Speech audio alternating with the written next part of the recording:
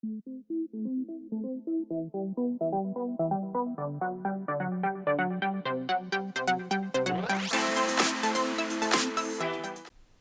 everybody, this is Graeme Anderson, and today I'm going to be looking at a small little card game called Antique or Ghost. Now the theme in this game is that you're all playing antique dealers who are putting together a collection for an antique museum. Now you're all competing to have the most prestigious collection out there. To do that, you'll need to be following the trends of your fellow players, manipulating the market value of certain antiques, and make sure that you have the most popular antiques in your collection. Oh, but you did know that some antiques are haunted, right? Now each player has a different haunted antique which they do not want in their collection, and hopefully the other players will take it into theirs. Okay, that's an interesting theme actually. The gameplay is pretty straightforward. On your turn you pick a card from another player has in their shop, and that player will decide either to let you have the card, which you'll add to your collection, or they keep their card and put it in their collection. But whoever takes the card, the other player will be able to do the ability that's on the card. So you have to decide what's more important to you, the item or the ability on the card. So will this game end up being a friendly ghost that you like having around, or should it just be exercise? Let's get it to the table, see how it's played, and I'll come back with my final thoughts on Antique or Ghost. So here is Antique or Ghost set up for 4 players. Shuffle the market value cards and deal them face up in the middle of the table below the marketplace card itself. Shuffle the 6 Ghost cards and deal 1 to each player, which is kept secret from the other players. Take the appropriate number of Antique cards based on the player count and deal each player a number based on the player count. So for this 4-player game, we're going to be playing with 36 cards, and each player is dealt 4. Of these 4 cards, each player will keep 1 in their hand, 1 card will go into your collection, and 2 cards will go into your shop. Place the remaining antique cards in the middle of the table, along with a lock, exhibition, and curse tokens. Now your play area is made up of a collection, which will be the cards that you're going to be scoring at the end of the game, and shop cards, which are the cards that you're basically putting up for offer to the other players. At the end of the game, you're going to be scoring points for the cards in your collection based on their market value and the total number of cards in all the players' collection. I'll explain a bit more about that when I talk about the endgame scoring. But at the end of the game, the player with the highest market value in the collection is the winner. And of course, you know through your years of antique experience that some antiques are haunted, and you definitely don't want those in your collection at the end of the game.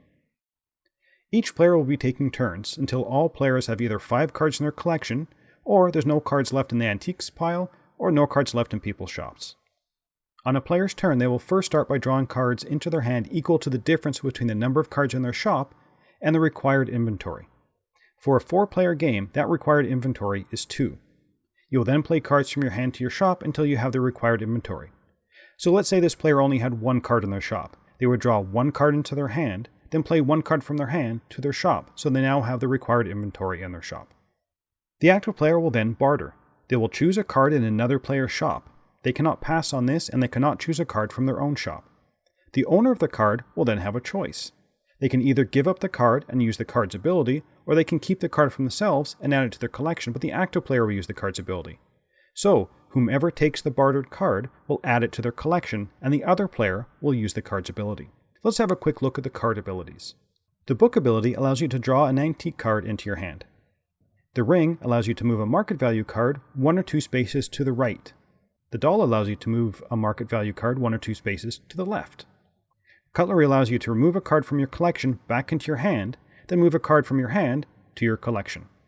Mirror allows you to swap a card from another player's shop with a card from your collection. And finally, the key allows you to either place or remove a lock token on a market value card. Any market value card with a lock on it cannot be moved from its position, and therefore cannot be the target of either the ring or the doll abilities. At any time during the game, if a player has 5 cards in their collection, their collection is considered complete, and their turn is skipped for the remainder of the game.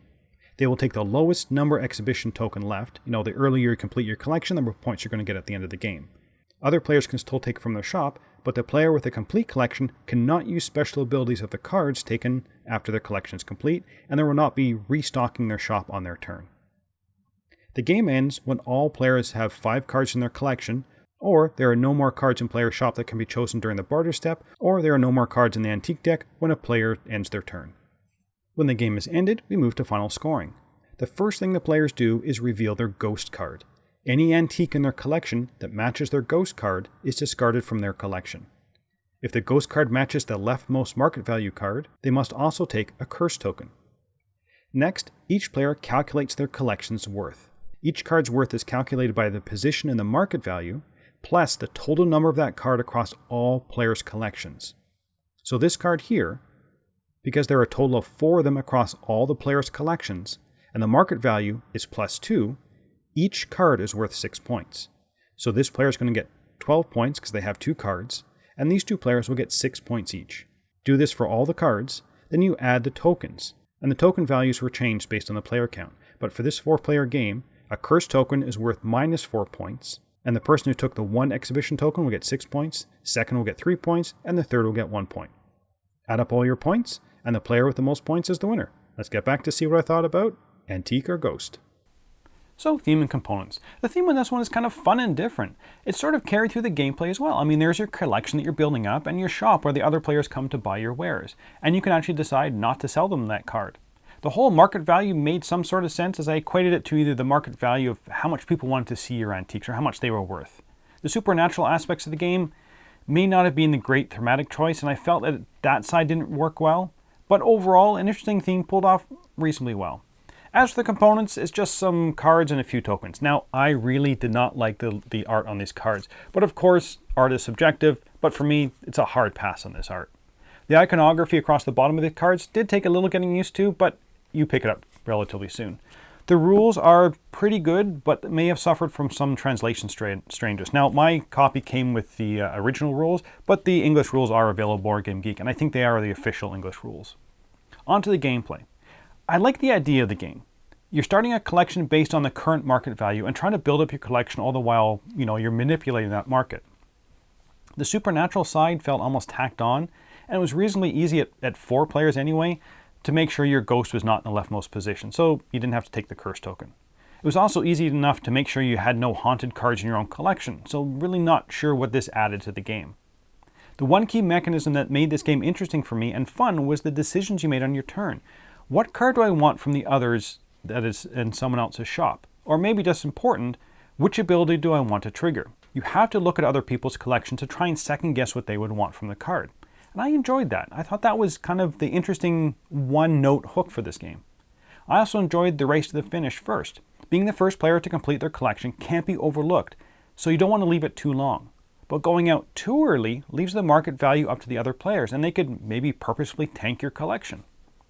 The second guessing, as well as what people were collecting, was intriguing. If you see another player with 2 dolls, is it worth trying to grab a doll to get some of those points? If you do, you're also giving all the other players with dolls those kind of extra points. Now, I do wish that there were more ways to manipulate and maybe hide your collection cards. Most of the time, it's in everybody's collection because there's only one ability that allows you to kind of obfuscate your cards. And with the game only being to everyone having 5 cards, there's really not much time to pivot your strategy. Once you start collecting, it's kind of hard to stop and there's not much you can do. Now, the game only lasts 15 to 20 minutes, and I almost wish it was a bit longer and had a few more ways to manipulate the board state. But I guess it's better than staying out your welcome, or outstaying your welcome, I should say. So, would I recommend this game? Now, ultimately, I don't think I would. This game falls just short for me. I like the main mechanism in the game, the one where you pick a card and the other player gets to decide what to do. It gave me a good decision space. Do I pick a card for its card or for the ability? The core mechanism was fun. I also like the idea of the race to the 5 and balancing with that being at the mercy of the other players manipulating the market after you're out of the game. But I felt that the ghost idea really didn't work out well and really didn't add anything interesting to the game. I felt the game was surprisingly too short. It gave you little time to pivot and gauge what other players were doing.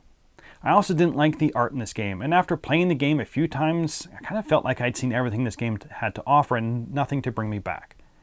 So I'm going to give this game a 6.5 out of 10. It's close to being recommended, but ultimately just comes up short. I would say it's definitely worth a play, but not worth owning. Although the game has some interesting ideas, you've soon seen all that the game has to offer, and that's not a lot to bring you back to the table after that.